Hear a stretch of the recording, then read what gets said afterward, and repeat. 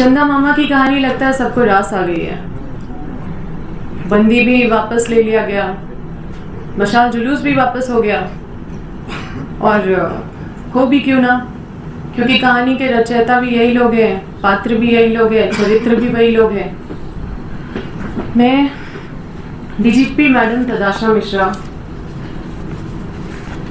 आपको पता है कि मैं माननीय डीजीपी मैडम, माननीय नहीं, आदरणीय डीजीपी मैडम तदाशा मिश्रा जी, जो आपके द्वारा पुलिस अधीक्षक कार्यालय में 1/4/2026 को आपके निर्देशानुसार जो प्रेस कॉन्फ्रेंस करवाया गया था या प्रेस रिलीज जारी कराया गया था, कुसुम्बा और विशुनगढ़ के उस बच्ची के जघन्य अपराध जिसने किया था उसका उद्भेदन के रूप में, उस प्रेस विज्ञप्ति को जब पढ़ते हैं तो झारखंड पुलिस के काबिलियत पे हंसू या रो समझ में नहीं आता है।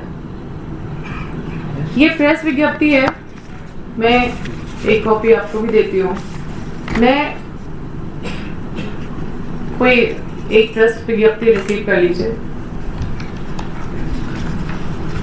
जब पूरा प्रदेश और पूरे देश में ये सनसनीखेज हत्याकांड का खुलासा को लेके, उसका कारण को लेके या गिरफ्तारी का उद्भेदन को लेके बेचैनी से लोग इंतजार कर रहे थे, तब 1/4/2026 को ये प्रेस रिलीज जारी किया जाता है मध्य रात्रि में। अब मेरा सवाल जो है वो पूर्ण रूप से ये प्रेस रिलीज पे आधारित है, कुछ भी प्रेस रिलीज में जो लिखा हुआ है उससे बाहर नहीं है। और मेरा सवाल सीधा डीजीपी मैडम से है, जो मैं सीधा आती हूँ सवाल पे। मैं शुरू करती हूँ पैरा 2 से। पैरा 2 में आपके अनुसार जो मृतका की माँ है वही हत्यारन है और वही सूचक भी है। तो जो इस पे कांड दिखाया गया है, जो कांड ये प्रेस विज्ञप्ति पे, तो क्या ये एफआईआर का आवेदन बदला गया? क्योंकि अगर नहीं बदला गया तो अभियुक्त और सूचक दोनों एक है, सूचक भी वही है, अभियुक्त भी वही है, तो इसमें एफआईआर किससे साबित करवाइएगा? फिर तो रेशमी देवी जो, जिसको हत्यारन बोल दीजिए, या रेशमी देवी जो मृतिका की माँ है, उसको तो लाभ हो जाएगा और ये ट्रायल तो फेल कर जाएगा। दूसरा, आपके अनुसार कांड का लिखित आवेदन में रेशमी देवी ने धनेश्वर पासवान और अज्ञात पे केस दर्ज करने के लिए आवेदन दिया था कि वही लोग उनकी बच्ची का, नाबालिग बच्ची का रेप किया और हत्या किया।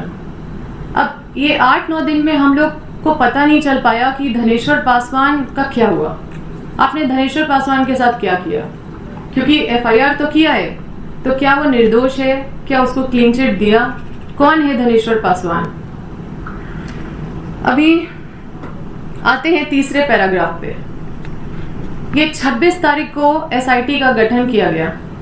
30 तारीख के शाम से पहले एसआईटी का गठन में बड़े बड़े आईपीएस ऑफिसर भी थे सारे, मतलब ये एसआईटी गठन जो हुआ उसमें बड़े बड़े आईपीएस ऑफिसर हैं इस एसआईटी में, लेकिन 30 तारीख के शाम के पहले किसी को भी घटना के इर्द गिर्द भी नहीं देखा गया, सब सो रहे थे क्या? अब आते हैं पैरा 4 पे। ये जो लिखा गया है पैरा 4 पे, ये कौन सा तकनीकी साक्ष्य और असूचना आप संकलन किए और कब किए? कौन सा तकनीकी साक्ष्य और कौन सा असूचना आप संकलन किए हैं, कब किए हैं, और कब ये भीम राम और ये जो मृतिका की माँ है रेशमी देवी और जो भक्ताइन है शांति देवी, कब ये लोग से पूछताछ किए? अब इनके द्वारा जो पुलिसिया बयान लिया गया, तो क्या सिर्फ इनके द्वारा पुलिसिया बयान को छोड़ के क्या आपने कोई सबूत इकट्ठा किया? क्योंकि पुलिसिया बयान पे कोर्ट में नहीं चलता, उसके आधार पे आप किसी को अरेस्ट कर सकते हैं, लेकिन कोर्ट में पुलिसिया बयान के हिसाब से ट्रायल नहीं चलता, ना ही उस पर सजा होता है। तो क्या सबूत आपने इकट्ठा किया? सिर्फ कहानी से तो नहीं होगा ना। अब ये जो घटना स्थल है, जिसमें मीडिया लोग भी बात कर रहे थे, घटना स्थल में जहाँ आप लोग गए भी थे, आम आदमी बात कर रहा है कि जो क्राइम स्पॉट है उसको आप लोग सिक्योर नहीं किए, जो एविडेंस है उसको सिक्योर नहीं किए, शुरू से अब तक उसको सील नहीं किया गया, उसको सिक्योर नहीं किया गया, उसको खुला छोड़ दिया गया। क्यों छोड़ा? जवाब दीजिए। आपने कहा कि रेशमी देवी का बेटा सुधीर सिंह बरसों से बीमार चल रहा है।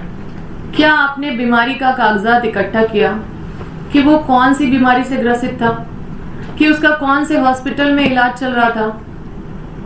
क्या आपने कोई साक्ष्य इससे जुटाया इस तरह का?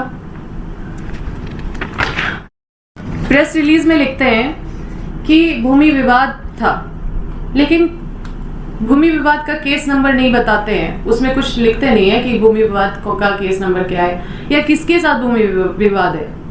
ये तो आपने नहीं लिखा, क्योंकि हम तो गए थे वहां पे और हमको पता है कि उसका कोई भूमि ही नहीं है, उसका तो बस इंदिरा आवास है। अब पता नहीं ये भूमि कहाँ से पैदा हो गया भाई। अब आते हैं पैरा 5 पे। डीजीपी मैडम, ये कंप्यूटर का युग है। जब ये कहानी लिखे थे तो पंचांग मिला के कहानी नहीं लिखा गया था क्या? पंचांग नहीं मिलाए थे क्या कहानी लिखने से पहले? यहाँ तो आप चूक कर गए। आप तो खुद ब्राह्मण भी है। अब आपकी कहानी के हिसाब से ये जो भक्ताइन है उसको पीड़िता की माँ को बोली, मृतिका की माँ को बोली कि अष्टमी के रात 9 बजे के बाद शुभ मुहूर्त है बलि देने का। तो अष्टमी की रात को 9 बजे के बाद बलि देने का शुभ मुहूर्त है और उसी की तैयारी में सब यही हुआ है।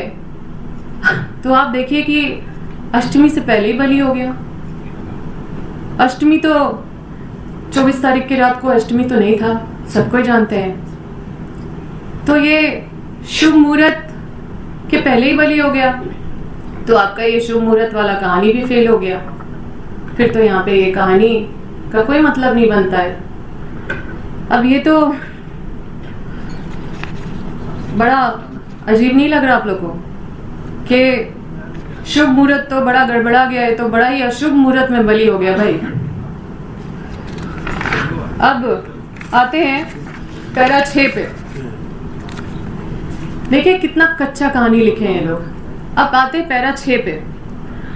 अब आप ही बताइए ना कि कोई राह चलते किसी को ये बोल दे कि चलो मेरी बेटी का हत्या करना है, साथ दो, तो क्या आपको लगता है कि कोई साथ देगा?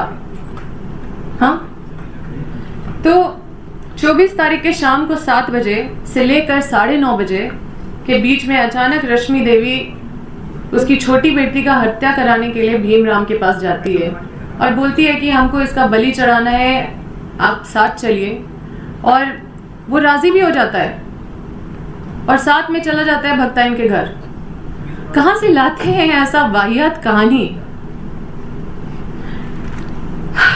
कोई विश्वास करेगा जी? ऐसा होता है? कभी सुने? आजकल खाने का मतलब दावत भी अगर किसी को देंगे ना तो अनजान के घर कोई जाता भी नहीं है खाना खाने के लिए। और आप सोचिए कि भीमराम जैसा कोई करेगा, और भीमराम चला भी गया, और चला गया भक्ताइन के घर। सिर्फ चला नहीं गया, वही गला घोट के मारा, वही गला घोट के मारता भी है। और उसके बाद पैरा 7 में लिखा हुआ है कि फिर पत्थर से भीमराम ने मृतिका का सर फोड़ दिया। ये चंदा मामा का कहानी सुन के लगता है कि डीजीपी मैडम के साथ साथ जितने भी उनके टीम के लोग हैं, जितने भी सब कांस्टेबल से भी निचले दर्जा का उनको ज्ञान है।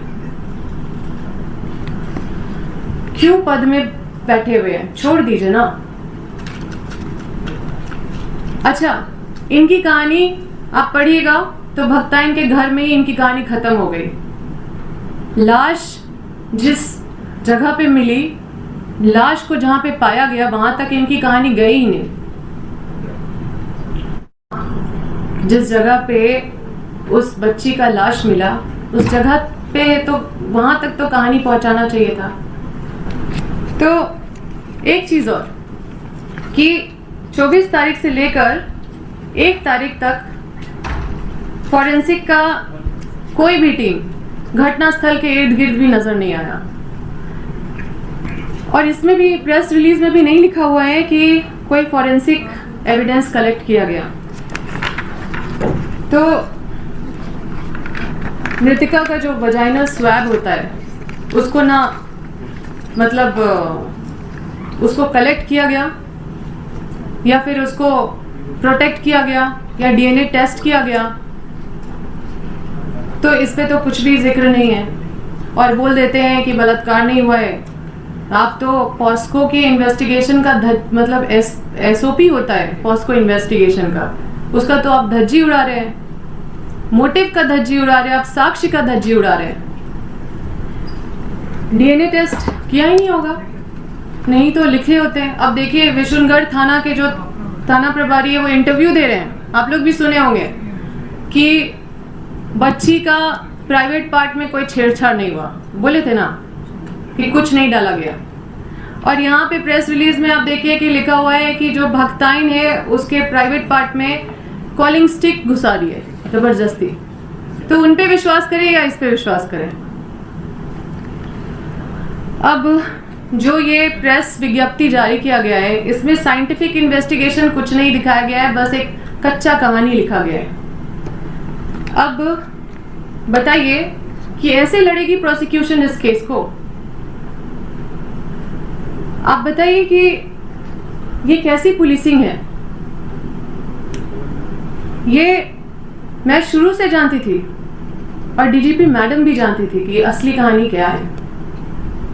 और मतलब आप देखिए कि बीजेपी के लोग भी पूरा जोर जोर से तामझाम से पूरा विरोध प्रदर्शन कर रहे थे। हम भी निकले थे विरोध प्रदर्शन करने ताकि उन लोगों के कथनी के अनुसार आप काम ना करें, लेकिन वही हुआ जो मेरा आशंका था। इसलिए मैंने सीबीआई जांच का मांग किया था। और 1 तारीख को बीजेपी का प्रतिनिधि मंडल भी गया था मिलने के लिए डीजीपी मैडम से। तो क्या वही ये कहानी देके आए हैं?